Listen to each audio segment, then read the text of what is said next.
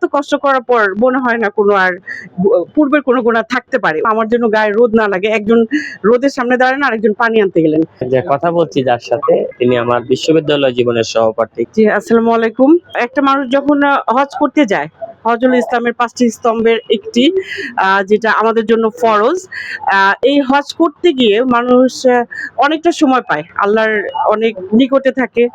আর এই সময়টাতে সবসময় আমাদের ইসলামিক যে চর্চা, ইসলামিক নিয়ম কানুনগুলো সম্পর্কে প্রতিনিয়ত আলোচনা হয়ে থাকে। শুধু হজ করে আনুষ্ঠানিকতা পালন করাই আমাদের উদ্দেশ্য না, মানুষের আমাদের জীবন চলার পথটা যেন পরিবর্তন করতে পারি, নিজেকে যেন পরিবর্তন করতে পারি, আমরা আমাদের ভুল ত্রুটিগুলো যেন শুধরাতে পারি।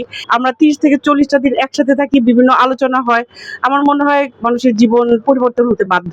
আমার অনেক ভালো লাগে যখন সবাই উপস্থিত হয় এবং তাদের অনুভূতিগুলো ব্যক্ত করে এবং নিজেকে পরিবর্তন করার চেষ্টা করে। অনেক ভালো লাগে। 21 বার হজ করেছেন, খালাম্মা আপনাকে নিয়ে প্রাউড ফিল করেন?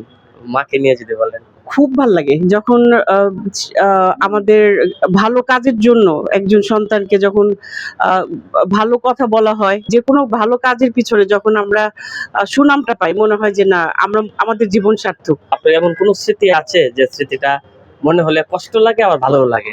ভালো লাগার স্মৃতি অনেক, কারণ অনেকে তো অনেকভাবে দেশের সেবা করে, ডাক্তার, ইঞ্জিনিয়ার থেকে শুরু করে সবাই যে যার জায়গা থেকেই তাদের সেবা প্রদান করে থাকে দেশের যারা নেতৃত্ব দিচ্ছেন।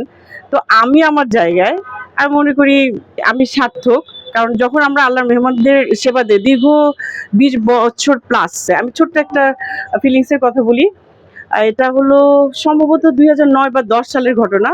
আমাদের 2জন মহিলা হজযাত্রী সহ আমি যাচ্ছিলাম আমাদের মিনা থেকে কঙ্কর মারার পর তাঁবুতে যাওয়ার পথে আমি অসুস্থ হয়ে পড়ি। ওনারা কিন্তু অনেক বয়স্ক। ওই সময়টাতে আমার মনে হলো, আমি তো তখন অনেক ইয়াং, যে আমার এত কষ্ট হইতেছে।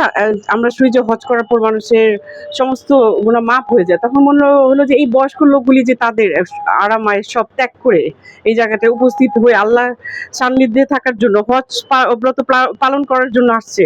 এত কষ্ট করার পর মনে হয় না কোনো আর পূর্বের কোনো গুনাহ থাকতে পারে। ওইটা জাস্ট আমরা তো জানি যে হজ করার পর নিষ্পাপ হয়ে যায়। তো আমার নিজেরই কষ্ট হচ্ছিল এবং তাদের আমি খেয়াল করতেছিলাম। আমি না অসুস্থ হয়ে পড়ি একসময়। অসুস্থ হওয়ার পর খুব রোদ ছিল। তো একজন খালাম্মা, সাজেদা খালাম্মা, উনি ঢাকা ইউনিভার্সিটির মেডিকেল সেন্টারে ছিলেন। আরেকজন ওয়াহিদা খালাম্মা, 2জন গেছিলেন আমাদের সাথে। এই টিমের মধ্যে ওনারা আমার সাথে হাঁটতেছিলেন, যে যার মতোই হাঁটতেছে। এখন আমি অসুস্থ হয়ে যাওয়ার পর রোদ ছিল খুব। তো সাজেদা খালাম্মা আমাকে মা ডাকতেন ওই ইসে, তো বলতেছিলেন যে মা অসুস্থ হয়ে গেছে। ওয়াহিদা খালাম্মাকে বলতেছিলেন তুমি দাঁড়াও।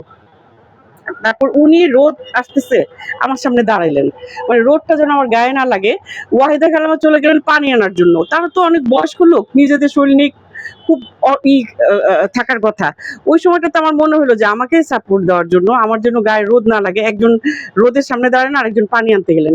এরকম অনেক স্মৃতি।